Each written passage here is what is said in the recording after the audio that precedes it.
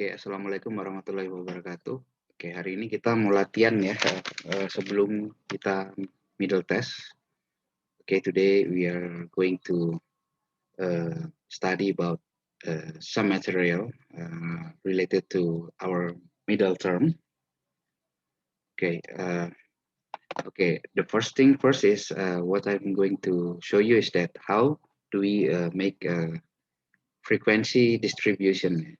Jadi teman-teman di sini nanti harus belajar gimana caranya buat frekuensi distribution. Jadi sebenarnya udah dibahas di chapter 2 yang lalu. Oke, kita lanjut aja langsung ke oke di sini page 6 ya. Oke.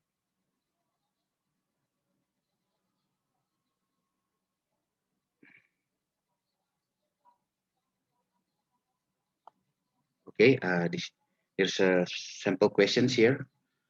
Miss Catherine Ball of the Applewood Auto Group wants to summarize the quantitative variable profit with a frequency distribution and display the distribution with charts and graphs.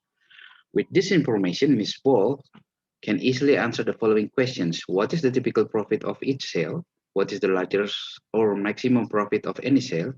What is the smallest or minimum profit on any sale? And around what value do the profits tend to cluster?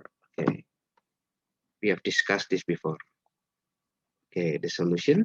Okay, let's say this is the data, and we already know that this is the minimum, 294. Oke, ini data minimumnya 294, and this is the maximum, 3,292 atau 3.252. Oke, pertama apa yang kita mesti lakukan? Ini terdapat 180 data ya. Oke, dari situ kita tahu. Oke,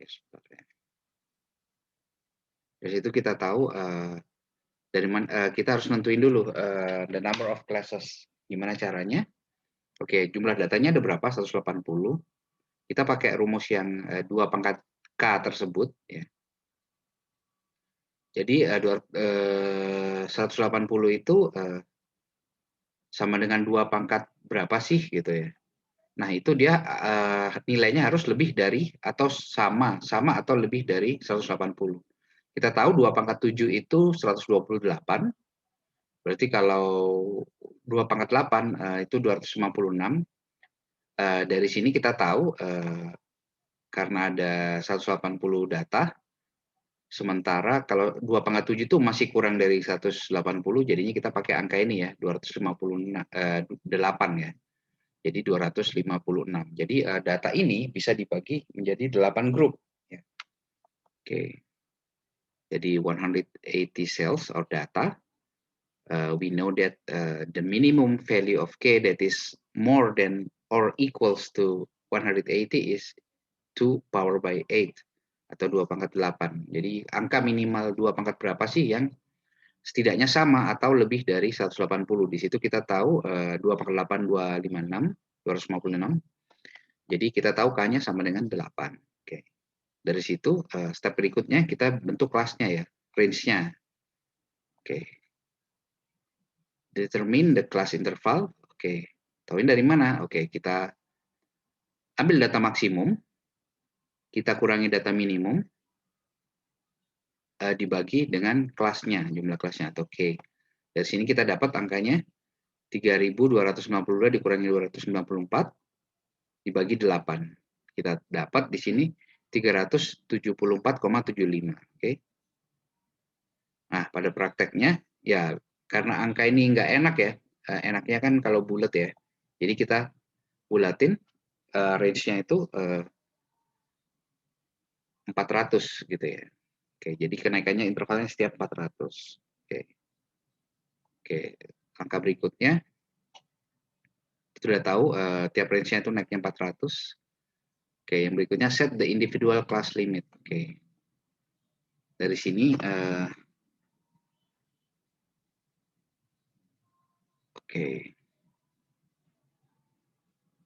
Dari sini kan kita tahu angka paling rendahnya itu adalah hampir 300 ya, tapi belum 300. Dan yang paling tingginya itu 3.000, hampir 3.300. Oke. Oke, di sini kita nentuin kelas limitnya. kita tahu kita mau pakai 400 ya di sini. Dan kita tahu kelasnya ada 8. 8 kali 400 itu 3.200. Sementara datanya itu masih di atas 3.200 ya. Oke, 3.200. The actual range is, sebenarnya actual range-nya itu maksimum kurang minimum, range-nya itu berapa tuh?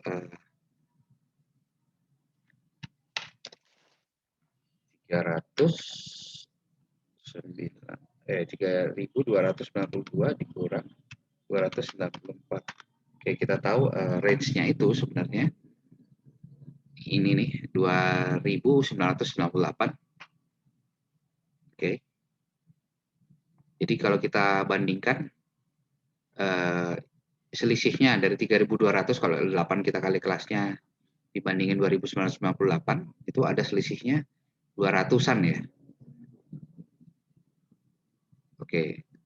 Karena kita hanya perlu mengcover data dari minimum ke maksimum atau maksimum ke minimum. Jadi kita ambil aja kelebihannya itu di berapa nih, 2000, di 200-an sebagai 2 ekornya gitu ya.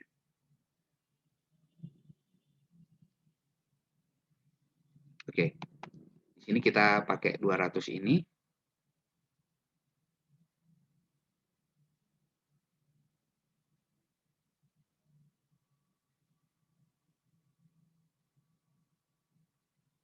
Oke. Karena selisihnya ada berapa tadi? 200.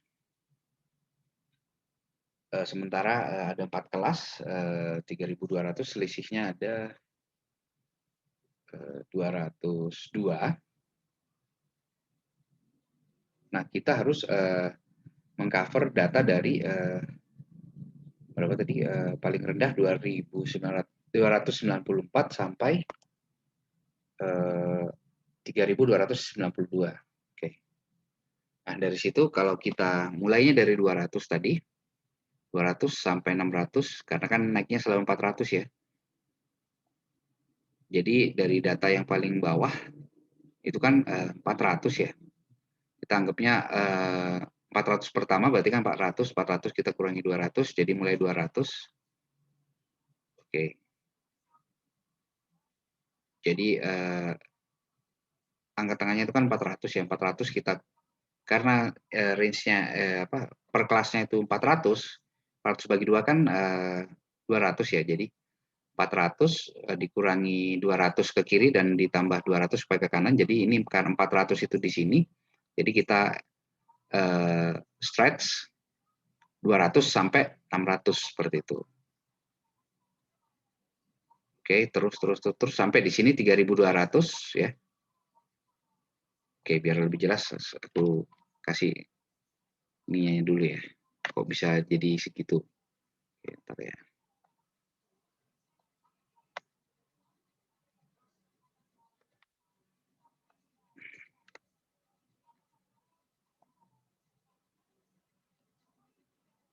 Oke, ini mungkin terlalu besar, kita 15 kali ya. And the animation, where's the animation? Kita hapus animationnya dulu ya. Oke.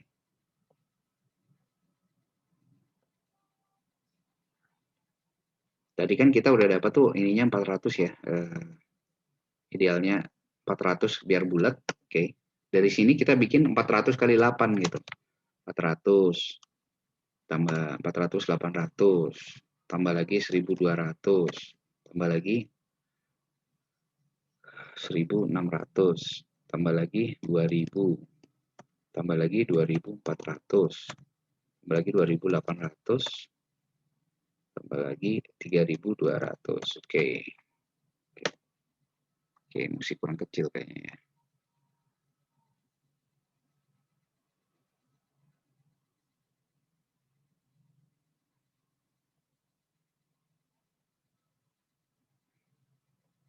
Okay, let's use 12 maybe, small, 14 maybe. Okay, I think 12 is better.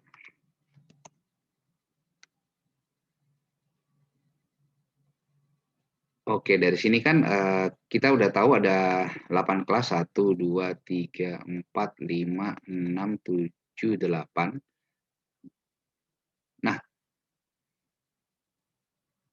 dan kita tahu juga 400 ini harusnya angka tengahnya. Oke, jadi supaya 400 itu di tengah, oke kita bongkar nih di sini. Berarti kan 400 dibagi 2 kan 200 ya. Berarti 200 dari tengah itu 200 ke kiri dan 200 ke kanan. Jadinya 400 dikurangi 200 itu 200, 400 ditambah 200, 600, gitu seterusnya. Oke, oke di sini 600 sampai 800. Oke, di sini juga 1000 sampai 1400.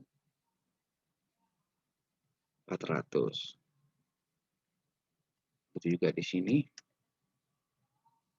1400 sampai 1800.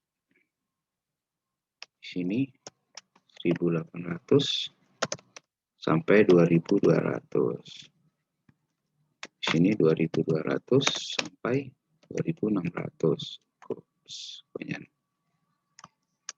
2600 sampai 3000 dan yang terakhir 3000 sampai 3400.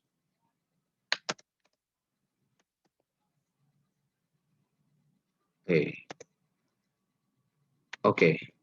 Sampai sini mestinya ngerti ya gimana bikin kelasnya ini. Oke. Nah, setelah itu kita tally atau hitung berapa sih yang masuk ke range ini ya.